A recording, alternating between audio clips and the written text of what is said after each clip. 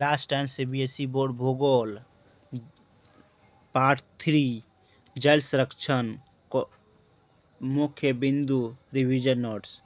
पहला, अलवणीय जल सतही अपवाह और भूजल स्रोतों से प्राप्त होता है। दूसरा, जल एक नवीकरणीय संसाधन। अलवणीय जल हमें सतही अपवाह और भूजल स्रोत से प्राप्त होता है, जिनका लगातार नवीकरणीय और पुनर्चक्र जलीय यह चक्र द्वारा होता है। समुद्रों से जल वाष्पीकृत होकर बढ़ सतह और जिसके कारण जल पूर्ति होती है तथा जल समाप्ति नहीं होती है, इसलिए यह नवीकरणीय संसाधन है। तीसरा, 2.5% जल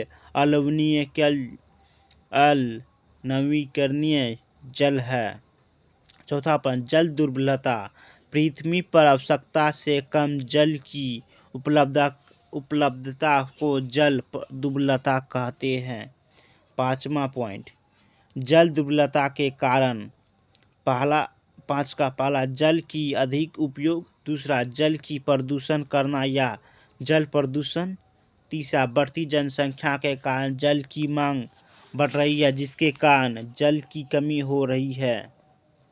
चौथा पॉइंट, अनाज उगाने के लिए जल का अतिशोषण। पाँचवा पॉइंट, जल की खराब गुणवत्ता के कारण जल होते हुए भी हम उसे प्रयोग नहीं कर सकते हैं। छठा पॉइंट, शहरों में की बढ़ती जनसंख्या के कारण वहाँ बेहतर शहरी जीवन शैली के लिए अधिक जल और ऊर्जा की आवश्यकताएं होती है, जिसकी पूर्ति के लिए जल संसाधन की आवश्यकता होती है। सातवां पॉइंट, फैक्ट्रियों द्वारा निकालने वाले रसायन के कारण जल जहरीला हो आ रहा है, जिसे हम नहीं प्रयोग कर सकते हैं। आठवां पॉइंट, जल की खराब गुणवत्ता के कारण जल होते हुए भी हम उसे प्रयोग नहीं कर सकते हैं। नौवां पॉइंट, बहुराष्ट्रीय कंपनियों में ऊर्जा की पूर्ति के लिए जल विद्युत का उपयोग किया जा सकता है, जिसके कारण जल का अधिक उपयोग हो रहा है। 10वां पॉइंट, शहरीकरण और औद्योगिक के कारण जल की मांग बढ़ रही है। छठा पॉइंट, बहुउद्देशीय नदी परियोजनाएं।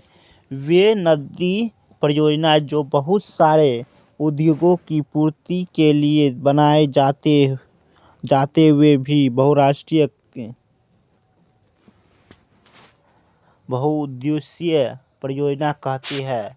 सातवां पॉइंट, बांध बहते हुए जल को रोकने, दिशा देना या बहाव कम करने के लिए खड़ी की गई बांध, जो आमतौर पर जलाशय, झील अथवा जलभरण बनती है। आठवां पॉइंट, बांधों का वर्गीकरण। पहला, संरचना के अनुसार। दूसरा पॉइंट, संरचना या ऊंचाई के अनुसार। नौवां पॉइंट का ये है, संरचना के अनुसार। संरचना के अनुसार हम उनमें प्रयुक्त दीपारदर्शी के आधार पर बांधों को लकड़ी के बांध, तट बांध, पक्का बांध से बांटा जा सकता है। 20, संरचना या ऊंचाई के अनुसार। ऊंचाई के अनुसार बांधों को बड़े बांधों या निचले बांध, मध्यम बांध और उच्च बांधों में वर्गीकृत किया जा सकता है। 10वां पॉइंट, बांधों का बहुउद्देशीय परियोजना कहा जा सकता है, क्योंकि बांधों के द्वारा बहुत सारे उद्देशित की पूर्ति की जाती है, जैसे विद्युत उत्पादन, घरेलू और औद्योगिकीकरण, उपयोग, जल आपूर्ति, बाढ़ नियंत्रण, मनोरंजन, अतिरिक्त नौपालन और मछली पालन, सिंचाई आदि बहुउद्देशीय परियोजनाएं हैं। योजनाएं में भी बहुत सारे उद्देश्य की पूर्ति होती, इसलिए बांध को बहुउद्देशीय परियोजना कहा जा सकता है। 11वां पॉइंट, बहुउद्देशीय परियोजनाएं की हानियां। पहला पॉइंट, जलाशय के कारण कचरे के जाम होने के कारण जलीय जीव आवासों में भोजन की कमी हो जाती है।